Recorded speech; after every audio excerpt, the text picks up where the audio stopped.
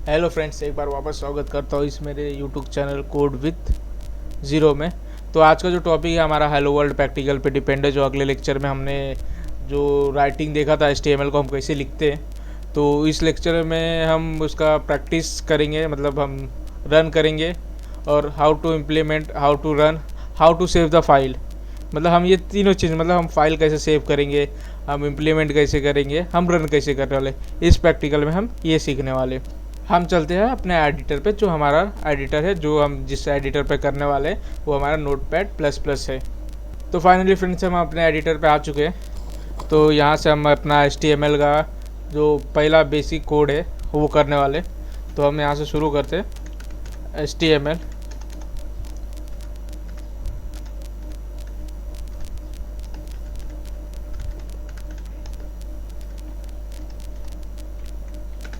तो HTML के बाद जो हमने देखा था हेड टैग, तो इधर हेड आ गया। फिर हम हेड टैग को हम क्लोज करते हैं। ये हमारा हेड टैग क्लोज हो गया। हेड टैग के अंदर हमारा जो आता है वो टाइटल टैग आता है, वो टाइटल टैग। फिर हम ये टाइटल टैग को क्लोज करेंगे।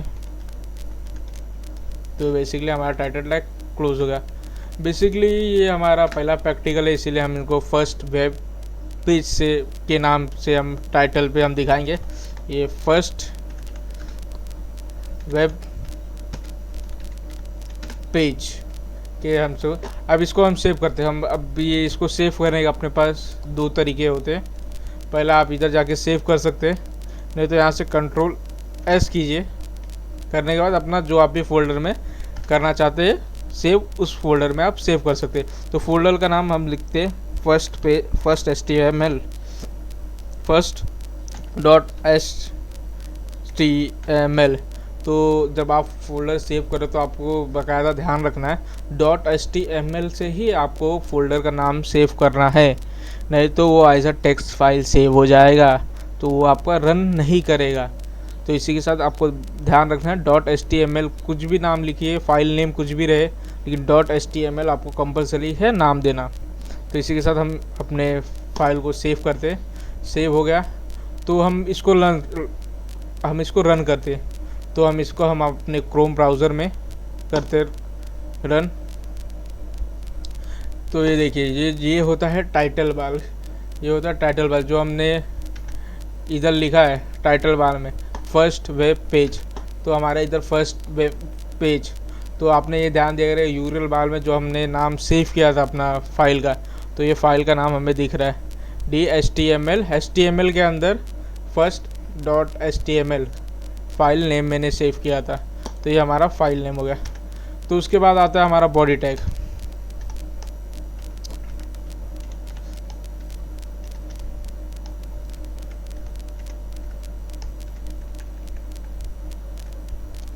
तो ये हो गया हमारा बॉडी टैग। ये रहा हमारा हेलो वर्ल्ड जो हमारा फर्स्ट प्रैक्टिकल है। तो इसको एज हम सेव करके इसको हम रन करते हैं। तो ये हमारा प्रोग्राम जो है वो रन हो चुका है। तो आप अगर इसको रन करना चाहते हो, आप यहाँ से भी आप इसको रन कर सकते हो। यहाँ से राइट क्लिक कीजिए तो आपको यहाँ ओपन विथ का ऑप्शन दिखेगा। तो आप इनमें से जो भी आपका डिफ़ॉल्ट ब्राउज़र या ब्राउज़र रहेगा, तो आप उसमें जाके आप रन कर सकते हैं। ये आपका दूसरा तरीका है रन करने का।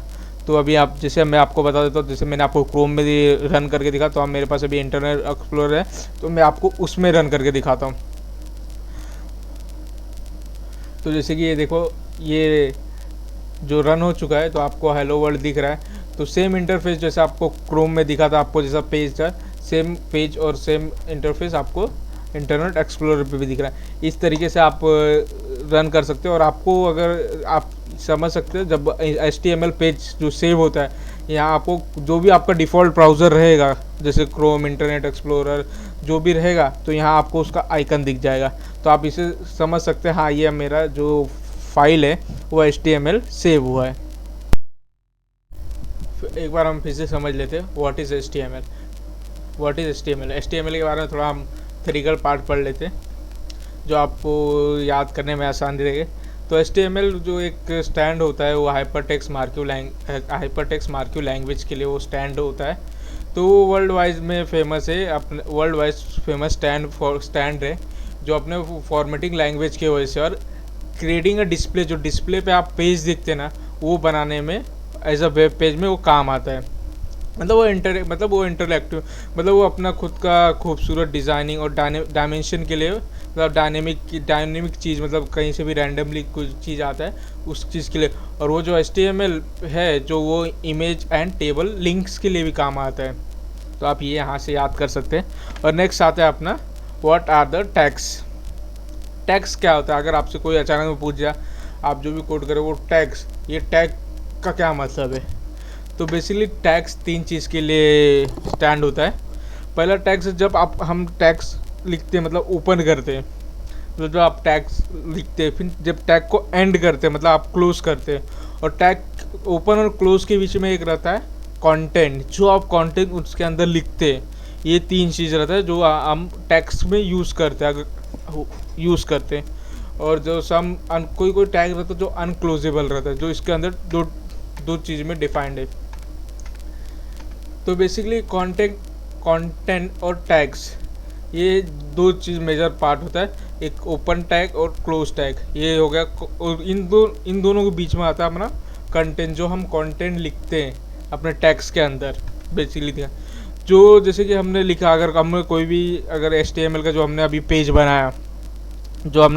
बनाया, हमने उसमें HTML ओपन किया, फिर क्लोज किया, फिर हेड टैग ओपन किया, फिर हेड टैग क्लोज किया, फिर जब टाइटल टैग ओपन किया और टाइटल टैग क्लोज किया, मतलब हर चीज़ का हमने ओपन किया क्लोज किया।